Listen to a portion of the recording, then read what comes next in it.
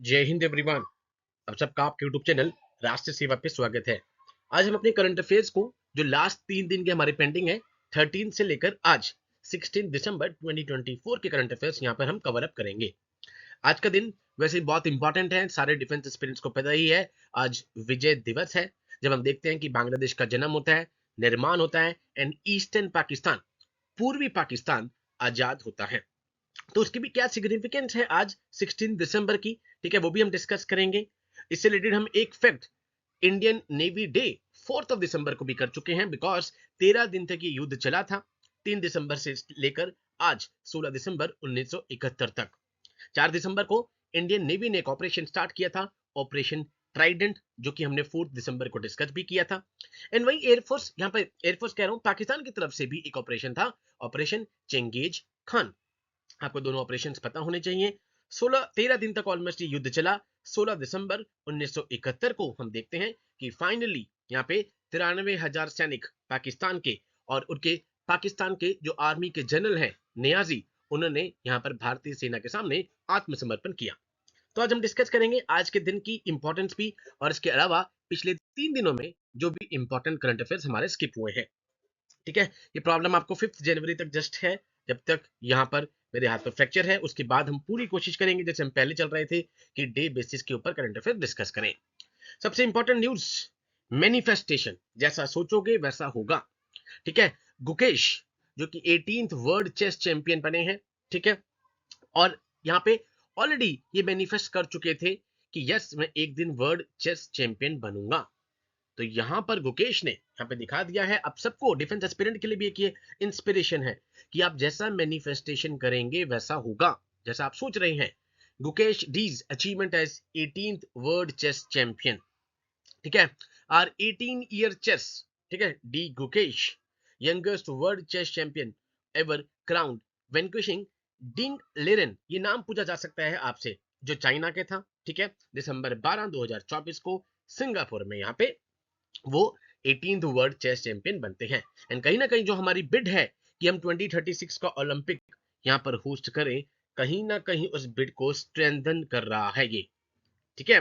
And plus इसके अलावा no doubt यहाँ पर गुकेश की जो ये चैंपियनशिप थी, इसके बाद उन्होंने दिखा दिया है कि जैसा आप मैनिफेस्ट करेंगे वैसा होगा।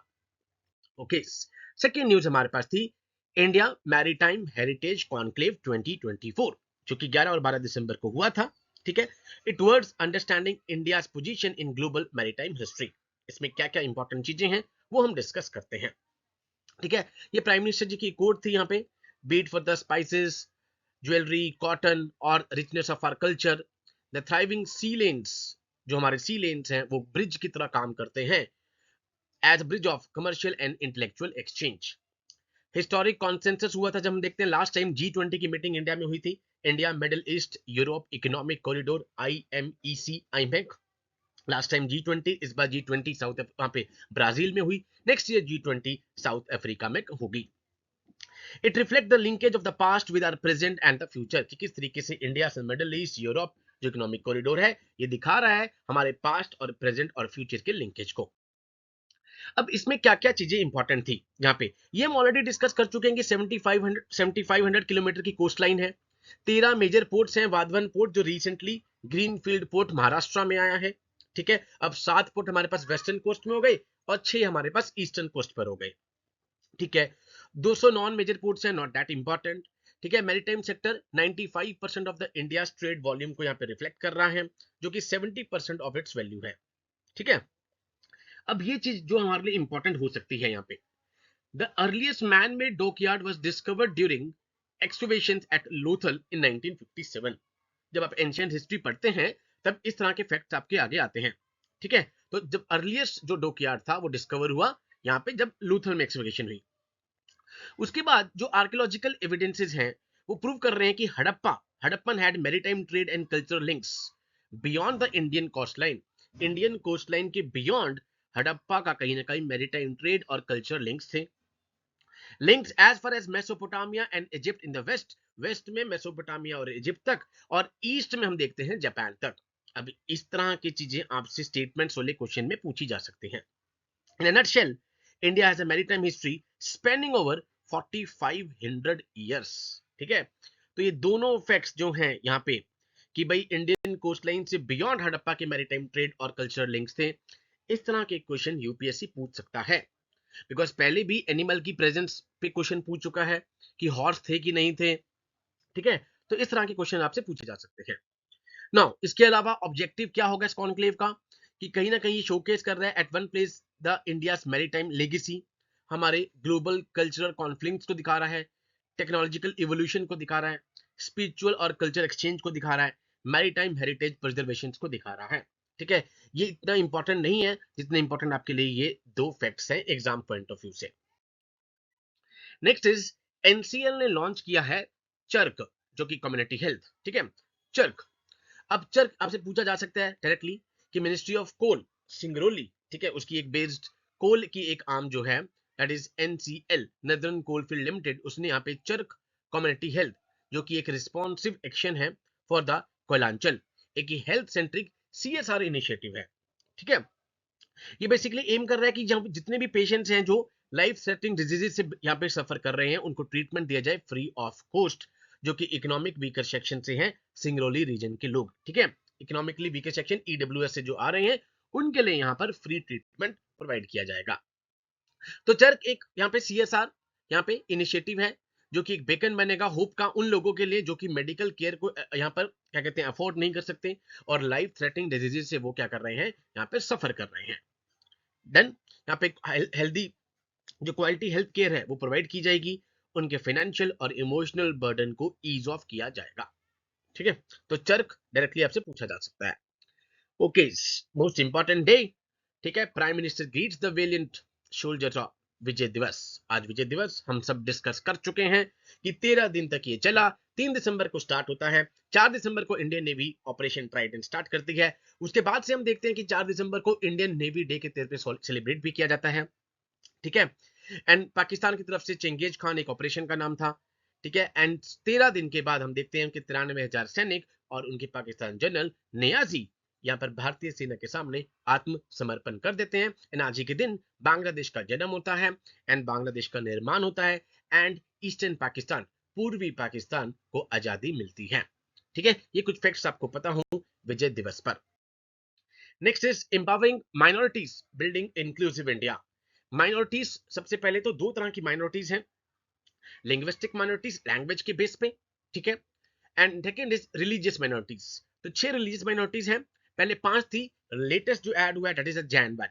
Muslims 14.2%, Christians 2.3%, Sikh 1.7%, Buddhist 0.7%, Jain 0.4%, Parsis 0.006%। ठीक है, 19.3% जो हमारी टोटल पॉपुलेशन है उसकी माइनॉरिटीज हैं। I hope this is clear. Now the government has strived to serve the people with the mantra of सबका साथ सबका विकास and the principle of सर्व पंथ संभव, that means all religions are equal। आपको पता है पाकिस्तान रिलीजन के बेस पे बना, ठीक है, लैंग्वेज के बेस पे बांग्लादेश बना, बीच में India, we are secular one, respect for all the religions. ठीक है, तो माइनॉरिटीज दो बेसिस पे, लैंग्वेज के बेस पे and second is the religion के बेस पे।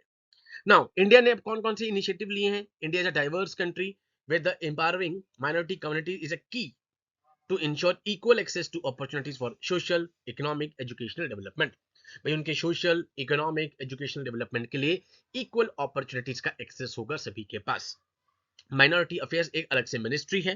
ठीक है, 6 नोटिफाइड हमारे पास माइनॉरिटी कम्युनिटीज हैं, Muslim, Christians, Sikh, Buddhist, Jain and the Parsis. ठीक है, ये 6 हमारे पास आती हैं। एंड इसी के लिए हमारे पास एक नेशनल कमीशन फॉर माइनॉरिटी भी है। ठीक है, जिसको national commission for minority act 1992 के अंतर्गत यहाँ पे सेटअप किया गया था, जो कि माइनॉरिटीज के राइट को बेसिकली प्रोटेक्ट कर रही है। जब आप कॉन्स्टिट्यूशनल नॉन कॉन्स्टिट्यूशनल बॉडीज पढ़ते हैं तभी आपके सामने टॉपिक आता है नेशनल कमीशन फॉर माइनॉरिटीज। ठीक है, इनिशियली 5 रिलीजियस कम्युनिटीज थी 2014 तक, उसके बाद जैन्स को यहाँ पर ऐड किया गया। ठीक है, नो इसी के साथ में एक और वक्फ बोर्ड एक्ट जो अभी न्यूज में भी चल रहा है, ठीक है, कि इसमें कुछ अमेंडमेंट्स लेकर आने हैं। अब वक्फ बोर्ड में क्या इंपॉर्टेंट है कि जो वक्फ एक्ट है, ठीक है, is administered by the ministry of minority affair under which the central Waqf council CWC आपसे पेपर में पूछा जा सकता है, बिकॉज अभी न्यूज में भी लगातार चल रहा था कि इसमें कुछ अमेंडमेंट्स करने हैं। एक ये स्टैट्यूटरी बॉडी है, स्टैट्यूटरी बॉडी का मतलब क्या है कि स्टैट्यूट से क्रिएट करी गई है, एक्ट ऑफ पार्लियामेंट के द्वारा, established by the central government as per the provision of Waqf act 1995. That means जिसे किसी एक्ट के थ्रू जब आप बॉडी को क्रिएट करोगे उसका नाम होता है स्टैट्यूटरी बॉडीज। अगर वो कॉन्स्टिट्यूशन में मेंशन है that's called a constitutional body. जो माइनॉरिटी अफेयर के मिनिस्टर हैं वो एक्स ऑफिशियो चेयरपर्सन होते हैं इसके, जैसे वाइस प्रेसिडेंट एक्स ऑफिशियो यहाँ पर जो है चेयरमैन है राज्यसभा के, बिकॉज ऑफ इट्स ऑफिस वो चेयरमैन है, जिसमें 20 मेंबर्स एट प्रेजेंट हैं। ठीक है, तो स्टैट्यूटरी बॉडी आपको याद रहे CWC का। नाउ इसके बाद ये स्कीम है तीनों, उस्ताद, नई मंजिल, सीखो और कमाओ, ये पूछी जा सकती है। ये तीनों स्कीम माइनॉरिटी से रिलेटेड है। ठीक है, उस्ताद, नई मंजिल, सीखो और कमाओ। नाउ नेक्स्ट हमारे पास आता है श्रीलंकन प्रेसिडेंट अनुरा कुमारा। ठीक है, अकॉर्डिंग सेरेमोनियल। आज आपको पता है कि श्रीलंकन प्रेसिडेंट यहाँ पे इंडिया में है, Droupadi Murmu ma'am, prime minister Narendra Modi sir, उन्होंने वेलकम किया at the forecourt of Rashtrapati Bhavan. ठीक है, वहां पर उनको गार्ड ऑफ ऑनर मिला।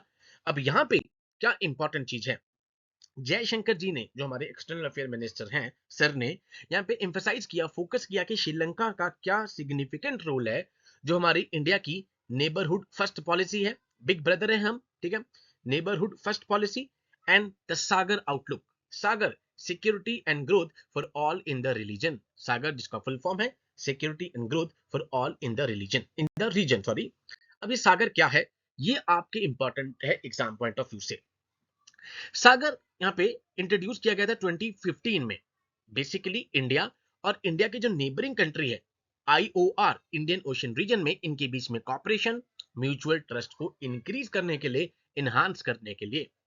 ठीक है, तो नंबर 1 आपको इफेक्ट पता हो कब इंट्रोड्यूस की गई, 2015 में। नंबर 2 इसका बेसिक एम क्या है, इन्हें इंश्योर कर रहा है मैरीटाइम सिक्योरिटी को, सेफ्टी को, सस्टेनेबल डेवलपमेंट को, ग्रोथ को। ठीक है, पीपल टू पीपल टाइज देशों के बीच में जो इंडियन ओशन रीजन के आसपास हैं, इंडिया और उनके बीच में, एंड जो उनका कल्चरल और इकोनॉमिक टाइज है उसको स्ट्रेंथन करने के लिए। तो यहाँ वाली न्यूज में इतना इंपॉर्टेंट ये नहीं था कि श्रीलंका के प्रेसिडेंट को यहाँ पर सेरेमोनियल से अकॉर्डेड किया गया guard of honour, important is SAGAR. And SAGAR के बाद यहाँ पे नेक्स्ट न्यूज हमारे पास, इसमें भी मैंने प्रेसिडेंट मैम की ही फोटो क्यों लगाई है अभी डिस्कस करते हैं। हम देखते हैं कि इस बार लोवेस्ट टेम्परेचर -10 डिग्री उड़ीसा में आया, मयूरभंज डिस्ट्रिक्ट। मयूरभंज डिस्ट्रिक्ट वही है जहां से हमारी प्रेसिडेंट द्रौपदी मुर्मू मैम है। ठीक है, एंड ये मयूरभंज डिस्ट्रिक्ट क्यों फेमस है, हमने पहले भी डिस्कस किया था। यहाँ पे दो चीजें, रेड आंट चटनी जिसको GI टैग मिला था, ऑल्दो रेड आंट चटनी ज्यादा टेस्टी छत्तीसगढ़ की है।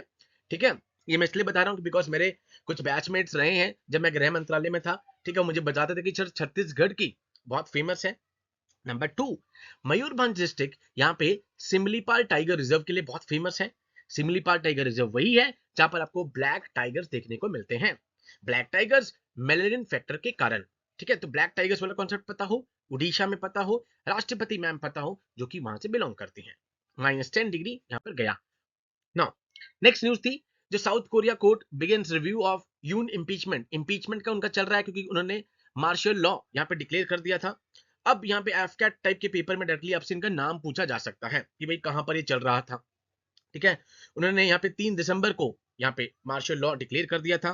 उसके बाद हम देखते हैं कि nearly 300 arm soldier rush to the parliament ahead of the pre dawn vote that reverse its after only after 6 hours. उसके बाद इसको रिवर्स कर दिया गया। तो बस नाम पता हो कि साउथ कोरिया में ऐसा कुछ चल रहा है। एंड साउथ कोरिया का कॉन्स्टिट्यूशन क्या कहता है मार्शल लॉ पे, it gives president the power to use military to keep order in the wartime, warlike situation और other comparable national emergency states। राष्ट्रपति के पास यहाँ पर ये पावर दे रहा है। Martial law includes suspending the civil rights, quite obvious है, जैसे ही मार्शल लॉ लगेगा, फ्रीडम ऑफ प्रेस, असेंबली, ठीक है, temporary limiting the power of the courts, government agencies, इन सब की पावर्स को यहाँ पे लिमिट कर देगा। जब आप आर्टिकल 33 से 35 पढ़ते हैं इंडियन कॉन्स्टिट्यूशन में फंडामेंटल राइट्स, तब आप यहाँ पे आई होप आपने पढ़ा होगा मार्शल लॉ, जिसका कोई भी कॉन्सेप्ट इंडियन कॉन्स्टिट्यूशन में नहीं है, बेसिकली मिलिट्री रूल।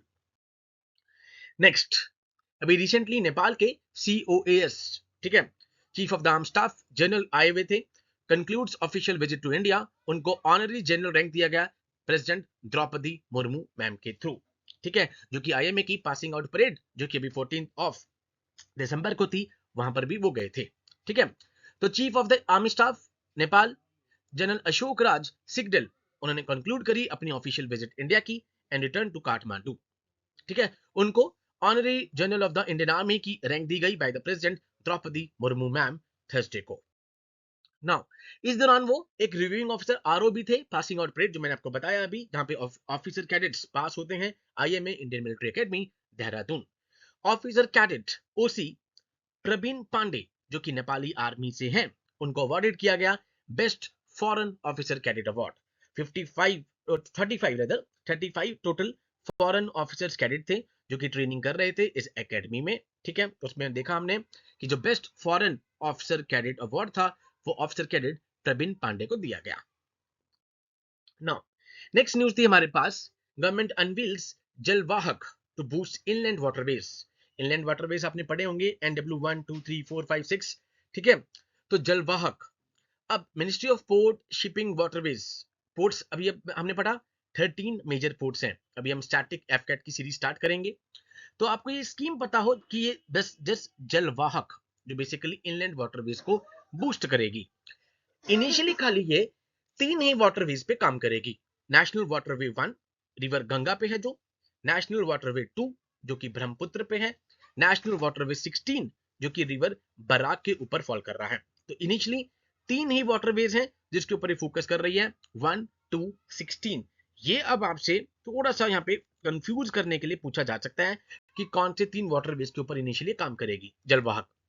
ठीक है, एंड जो कार्गो का उसको कहीं ना कहीं उसकी मूवमेंट्स को जो है यहाँ पे इंसेंटिवाइज करेगी।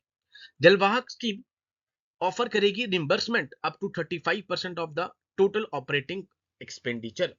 टोटल जो ऑपरेटिंग एक्सपेंडिचर आ रहा है उसको ऑलमोस्ट 35% ये रिम्बर्समेंट ऑफर कर रही है जब आप कार्गोस को ट्रांसपोर्ट करोगे इन 3 वाटरवेज पर, 1 2 16 via Indo Bangladesh protocol route, IBP route. ठीक है, तो ये इंपॉर्टेंट है कि तीनों, एक तो ये 3 बताओ और इनिशियली ये वैलिड भी 3 ही साल के लिए है, तो दोनों 3 आपको याद रहने चाहिए, 3 1 2 16 एंड 1 2 3 3 इयर्स के लिए वैलिड है। It scheme encourages to reduce logistic cost को कम करेगी, डीकंजेस्ट रोड्स को, क्वाइट ऑब्वियस है कंजेशन कम होगा, डीकंजेस्ट होगा, रेलवेज को डीकंजेस्ट करेगी, और जो सस्टेनेबल मोड ऑफ ट्रांसपोर्टेशन है इनलैंड वाटरवे उसको ये कहीं ना कहीं बूस्ट करेगी, दैट इज कॉल्ड जलवाहक। तो ये थे हमारे 13 से लेकर आज 16 दिसंबर 2024 के करंट अफेयर्स। फर्दर जो भी होगा, अगर 2-3 दिन के स्किप भी होंगे तो हम उनको एक साथ ही यहाँ पर डिस्कस कर लेंगे। So with these words, I conclude my today's session. Jai Hind to all. Take care.